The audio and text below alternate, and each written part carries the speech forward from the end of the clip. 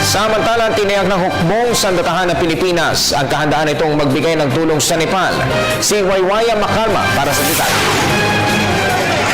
Umabot na sa higit 3,000 ang nasawi ng magnitude 7.8 na lindol sa Nepal.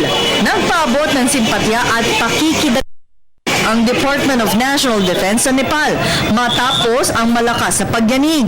Ayon kay Dr. Peter Paul Galvez, ang tagapagsalita ng Department of National Defense, ang Pilipinas ay nakaranas ng halos kaparehas na kalamidad kung kaya't nais nilang ipabatid ang kanilang pakikidalamhati.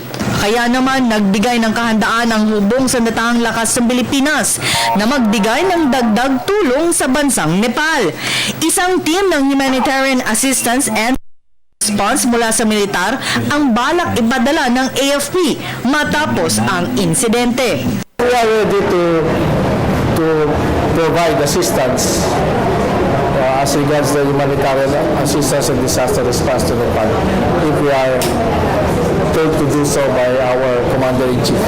Ngunit sa ngayon ay wala pang utos mula sa Department of National Defense at sa kanilang Commander-in-Chief kung kailangan magpadala ng dagdag na tulong.